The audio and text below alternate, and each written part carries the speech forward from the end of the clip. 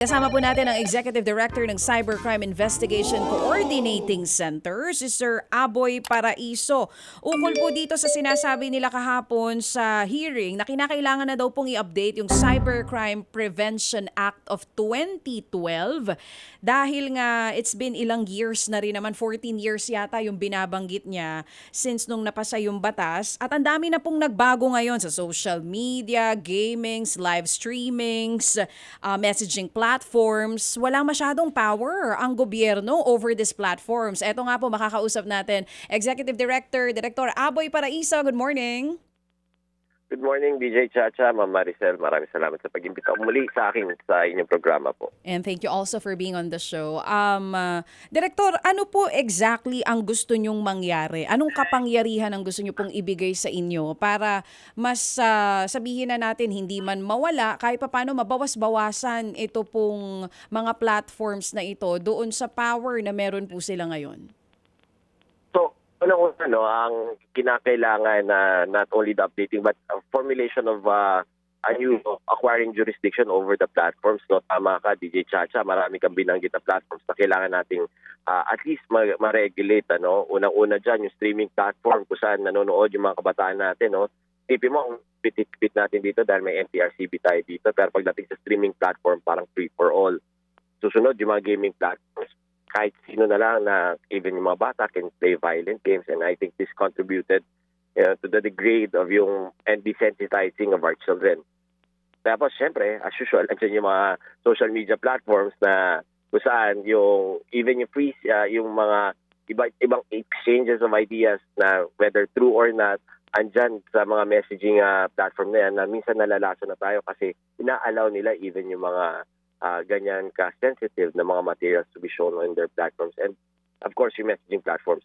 Tapos yun, hinihingi rin natin, tama ko kayo, yung updating ng Republic Act 10175, which is the Cybercrime Prevention Act of 2012. Marami nagbago, tama ka, DJ Chacha. And I think with the crafting at ng revisions ng 10175, kailangan natin isaalang-alang gaano rin kabilis ang pag-advance sa technology. So hindi lang natin pwede i-address kung ano natin yung nakikita ngayon, but address kung ano yung mga magiging mga progreso ng teknolohiya at saka maging flexible yung plus to address those changes. Sec Aboy, ay sorry po, Director, natawag po kitang sekretary. Promoted agad Oo, promote kita agad Sorry. Minamanifest natin Okay yan. lang Malay po. naman natin, Director, ano? Galing kasi kami kay Sec Mercado kanina, sorry po. Director, Opo. ang NBI at PNP ngayon, may ang law enforcing agencies natin. Ang I believe CICC, kayo ang mandato ninyo more on coordination and policy functions. Correct me if I'm wrong, Director. So, ano pong klaseng Tama. powers ang gusto ninyo? Gusto niyo rin po ba ng kapareho ng sa NBI at PNP? May enforcement din kayo? Paano po? Actually, DJ Chacha, I think the most prudent thing to do pag halimbawa kinakraft yung batas, I think at least yung investigation palakasin sa CICC. Kasi tama ko kayo, ang mandato namin is to coordinate all of government's efforts towards fighting cybercrime. So kung halimbawa nasa amin yung mga teknolohiya, at least mapakita natin na a centralized unit that can investigate. On a central level naman, DJ Chacha, Maricel, yung pag-iimbestiga niyan. Kapag issue rin tayo ng subpoena para matulungan natin yung law enforcement natin. At saka, yung coordination function, at least may oversight tayo over law enforcement, at least on the aspect of cybercrime. Yun sana yung tinitingnan natin. Ayaw rin naman natin saklawan yung law enforcement. Tama lang kasi, again, yung law enforcement kasi, kailangan on a granular level. Sila established na yung nila, yung not only the system but also the manpower hanggang municipal level andun na sila Tayo para tayong specialized agency pag halimbawa ganito mga kaso o na national scale o kaya may international component. Yan pwede tayong tumulong diyan following the best practices around the globe. Oo, halimbawa po, etong issue na napag-usapan sa Senado kahapon na may live stream no nangyari sa Zamboanga na hindi agad naialis online. Nakita na ng mga bata, nakita ng lahat, ang tagal for Meta to take down the post. Kung ganun mangyari ulit in the future at meron na pong power ang CICC, anong po pwedeng gawin dun sa platform? Ano ba? Fine? Ipapasara ba sila? Ban? Paano po? Actually nga ho, yan, ito, nagawa na natin yan before, DJ Chacha, Ma'am Maricel. Ano? And I dare venture that idea again. We'll be setting a recommendation, a study and recommendation to the executive, our chief executive no, sa OP, no, na nagawa na natin sa roadblocks to eh. Papakomply nga natin sila eh. Kasi nga, kung hindi sila magko-comply, ibaba natin. At nagawa na natin yung mga banning. In fact, one of the gaming platforms na ay mag-comply, permanently banned here in the Philippines, or back. So, may ganong time ka parang nangyarihan. Pero we also recognize there are certain costs to actions. Kaya kailangan policy level ang action natin pagdating halimbawa sa Meta po. Kasi we understand there's social costs. Kasi nga, marami nang kumikita sa Meta eh. Yung mga content creators are recognized as a legitimate profession eh. And syempre, yung iba't ibang maasa doon sa mga platforms na yan pagdating sa information.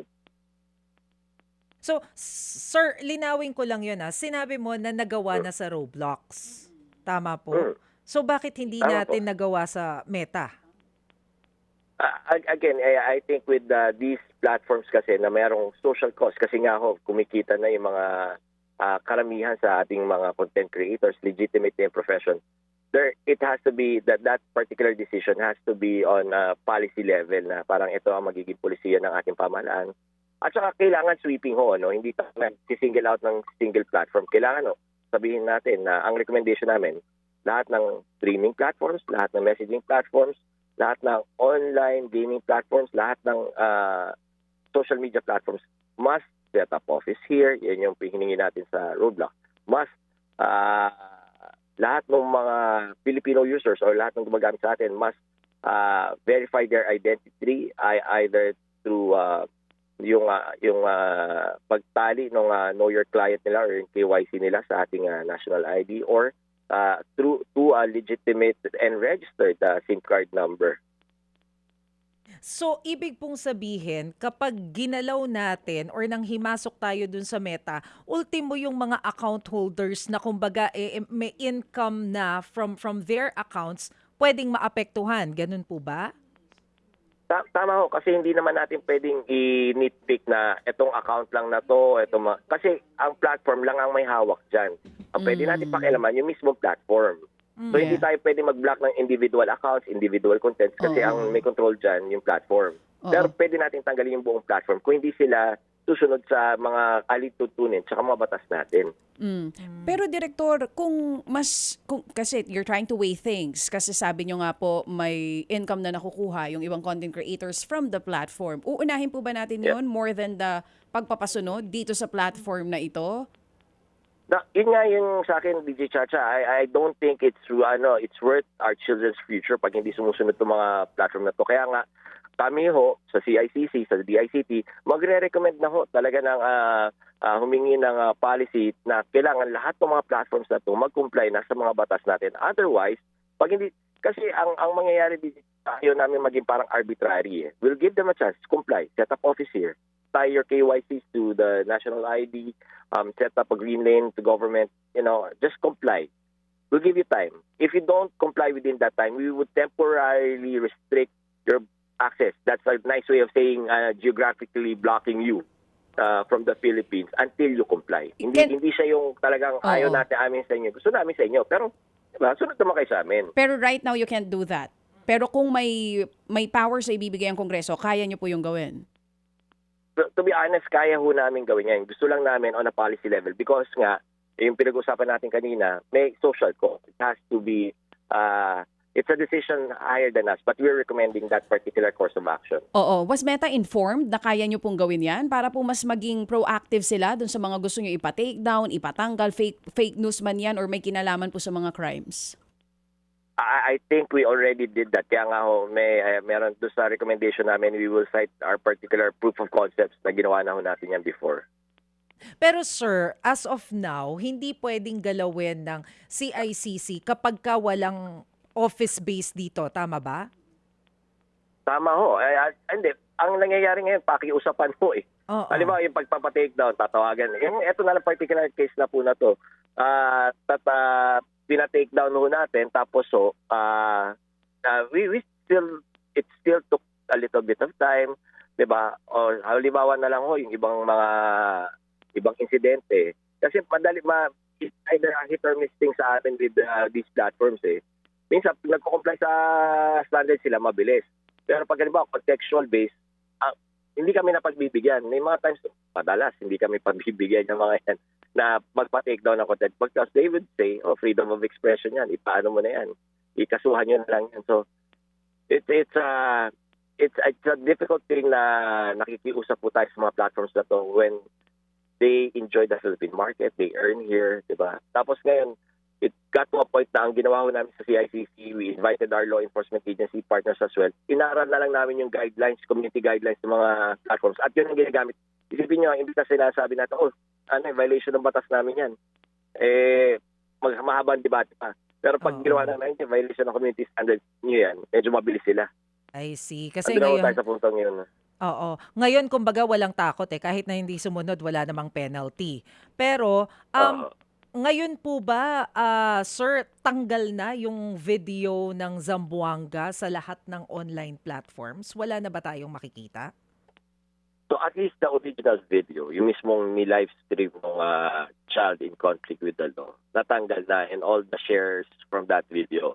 Ang hindi natin mahagip ngayon, nahagip naman natin, pero ang hindi natin mahagip ngayon at medyo meron pa mga remnants ng video is yung recorded video ng live stream. Ibig sabihin, yung merong, halimbawa, I think it's a laptop or a tablet, na binidyohan using another device, tapos in-upload. So yun yung medyo nandiyan pa. Kasi, mahirap kasi, even if ipasok natin do sa AI natin yan for the detection and monitoring, hindi nahagip, lalong-lalo na pag wala yung mga tags, wala yung mga parameters na ginagamit natin para ma-identify ng AI na ito yung video na yan. Kasi pag yung video lang ang pagbabasihan, hindi ma-contextualize ng AI. Ano ba itong video na to? So yun yung nagiging problema. Okay. So ngayon, sir, habang hindi pa na-amend yung mismong policy para mabigyan ng additional power yung CICC, ano lang yung pwede nating gawin? Kasi ang nakakatakot dito, di ba naman alam kung may mag-upload na naman ng mga ganitong klase ng video online? Kami patuloy ang pakipag-coordinate natin at pakipagtulungan natin sa mga platforms na to until to that level na medyo comfortable tayo, no? In fact, we're headed to Singapore on the 27th. Kami ni Secretary Henry Aguda, the Senate Committee on Women also manifested they will join the delegation. I think our law enforcement partners will also join that delegation. So talagang we would buckle down to iron out something. Hopefully we would be armed with the go signal na if part of that negotiation is kung hindi sila susunod is we would be considering a social media holiday ban with regard to those platforms. Social media holiday ban dito sa Pilipinas? Pag Pwede hindi pa sila mag-comply, pag hindi sila mag-comply, until mag-comply kayo, huwag muna kayo dito sa amin. Hindi muna kayo makikita ng mga kababayan namin. Di ganun din, mako-compromise din yung mga income ng mga account holders. So para tayong magiging China, ganyan. Hindi naman, kasi in China talagang ayaw niya sa mga platforms na yan. Kasi sabi natin, gusto namin kayo, okay kayo sa amin. Kasi kumikita kayo dito at nagiging kabuhayan din kayo ng mga kababayan namin. Ang problema, kailangan sumunod din kayo sa mga batas namin. It cannot be the other way around na dahil kumikita yung mga Pilipino sa amin, kami mag-set up ng office dyan. Kung ano lang yung trip namin i-share sa inyo, yun lang yan. Diba? It's absurd. Yes po. Director, are you following the case po, itong Meta with the 29 US states po, kung saan kabilang po sa allegations yung epekto ng Facebook at Instagram sa mga kabataan po sa Amerika? Ang sinasabi nila, may feature yung platform na nagpapa-addict or make the kids stay longer online. Yep. Oo. Po. Hindi ito yung unang kaso, no? Itong yung allegations of addiction. May ibang kaso na parang kumikita ang Meta from controversy, from at nanalo na, no? May awards na dyan doon sa mga kaso yan. And just to manage expectations, kaya-kaya ho gawin ng US states yan. Kaso ang ikakaso sa Meta yung mga states mismo, hindi individual, at saka yung mga ibang mga classes, no? So, ang peculiar dyan is, because Meta is located and registered in the US, kaya-kaya nila gawin yan. At yun din sana yung gusto natin na mangyari na pag halimbawa mga ganyang mga pagkakataon, pagkakamali ang Meta, when we sue them, we can issue coercive measures against them kasi may opisina na sila dito. Pero right now, wala pa naman po tayo dun sa aspeto na yun kasi you're in talks naman with Meta at sumasagot naman po sila sa inyo. Yun nga lang, yung bagal pa rin nila dun sa mga actions na gusto nyo mangyari, hindi pa rin po nag-i-improve. Ano? Last time na magkausap po tayo regarding fake news, naalala ko po yun, di ba? Director? Oo. Parang sometimes... Mabagal. Sige po. Sige, DJ. Hindi, DJ Chacha, aminin ko mabagal talaga to our standards. Kasi nga, may mga harms tayo na piniprevent. For example, itong school shooting na to. Ang harm na piniprevent natin yung copycat or yung glorification of violence para sa mga kabataan. Yung pinag-uusapan natin, DJ Chacha, yung mga maloloko yung mga kababayan natin because of deepfakes. Diba? Yun yung mga dangers na these are real dangers that kailangan immediate din yung action. Unfortunately, because of the setup right now, hindi natin makuha yun. Oo, mukhang matagal-tagal pa itong problema at usapan na ito with Meta. Or should we oblige them na dapat may opisina kayo dito para, di ba, pagka nagpatawag kami, right away, makakasagot kayo? Tama ho. Ako nga ho, sabi ko nga, may proof of concept na tayo, kaya nating pilitin yung mga yan. It's just, are we ready to face the social cost? Yung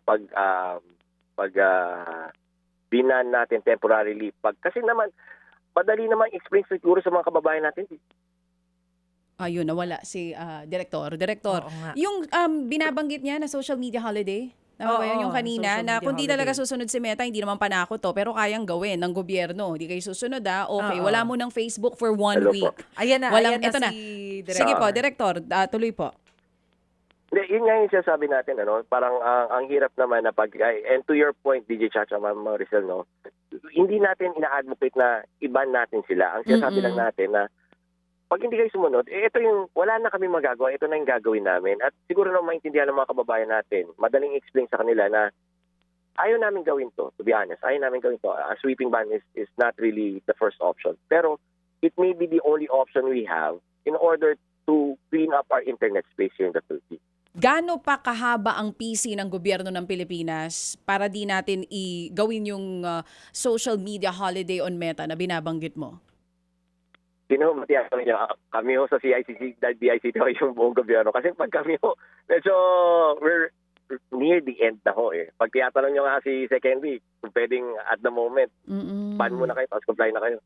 Eh ako naman sabi ko, the most prudent thing to do is advise Meta Oo. and with the go ahead ng buong pamahalaan. We advise Meta that you have, for example, 3-4 months to comply. So, Pag hindi kumbaga, kayo nag-comply, at least, di ba, at least meron na kaming dahilan. so nakakailang hits na Para- sila, no? Kumbaga fake news nung una, Oo. and then now with the crimes. Pag nakaisa pa ulit, Oo. most possibly, doon tayo papunta?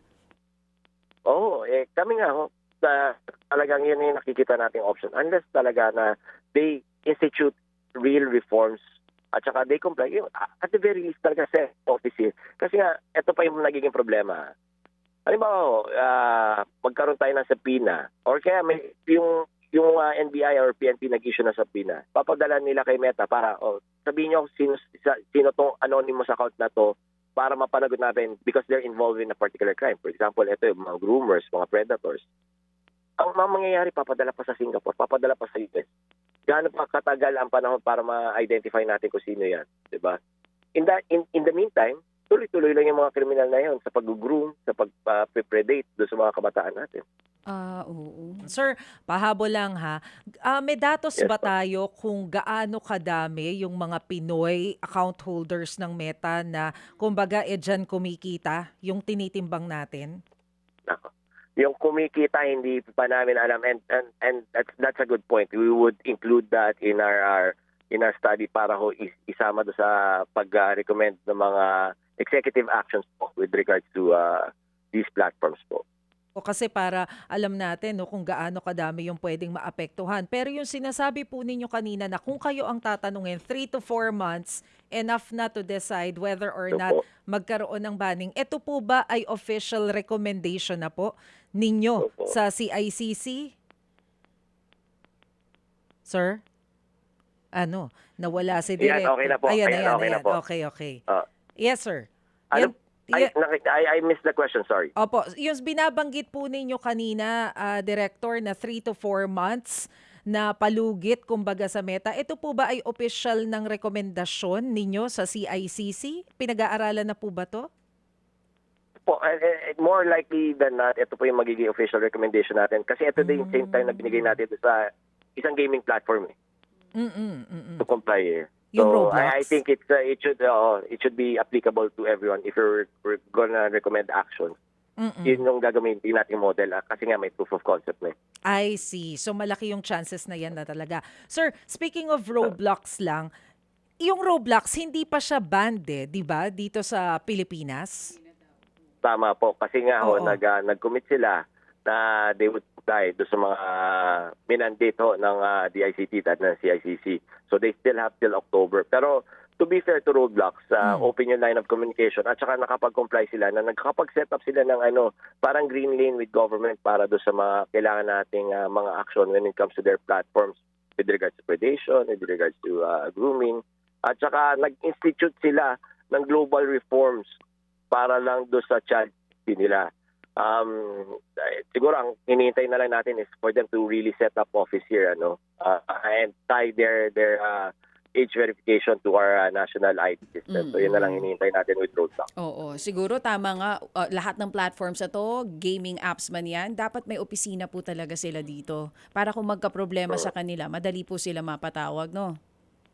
Tama po. At saka again, simple lang naman yan Hindi naman pwedeng one-way benefit na kumikita kayo dito tapos wala kayo responsibilidad sa amin. Oo, sa So mga, it's as simple as that. tama po ba, TikTok, meron silang office dito? They have an office here. Okay, Tama po. Si si- ByteDance. Yung iba pang mga platforms natin, sino-sino yung may mga opisina po dito? Yung mga sikat na ginagamit talaga ng mga Pilipino. Si Meta kasi wala pero yan ang mas madalas gamit ng mga Pilipino Yan nga ho. And to be fair, mas maraming wala kesa sa meron. Even yung mga messaging platforms wala ho dito. So Oo. Meta also has yung WhatsApp. Sa kanila rin yung WhatsApp. Oo, Director, si So- Google na may hawak kay YouTube, meron po ba silang opisina dito? Wala rin po. Okay, They have oo.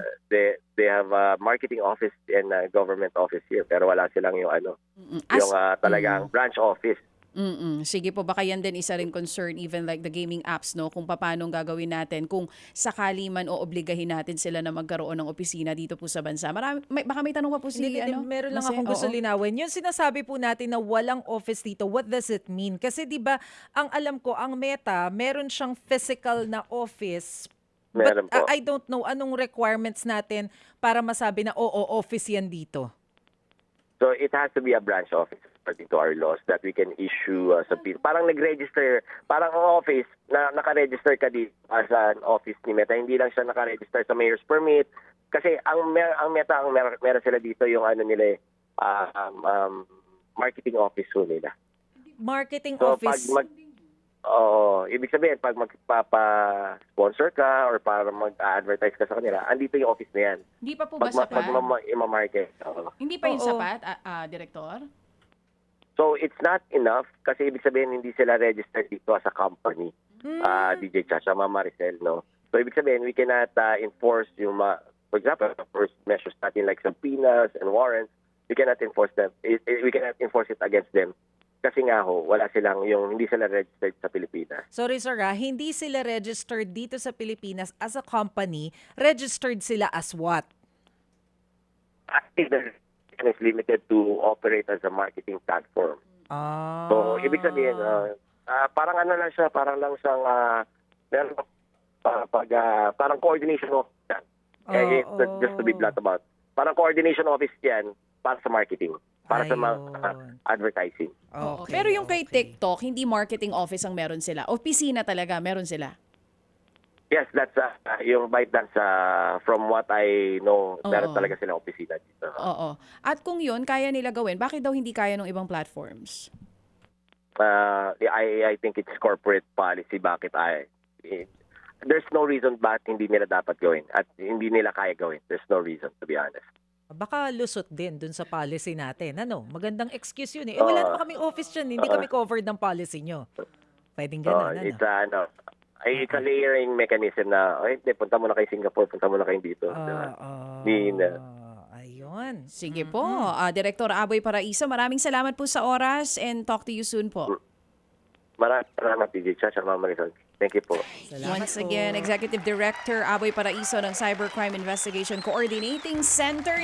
Mga kapatid, patuloy po kayong tumutok sa 105.9 True FM para sa totoong balita, impormasyon, music and entertainment. Mag-subscribe sa aming YouTube channel at podcast at sundan nyo kami sa Facebook, Instagram, X at TikTok sa True Network PH. Bisitahin din po ang aming official website, truefm.ph.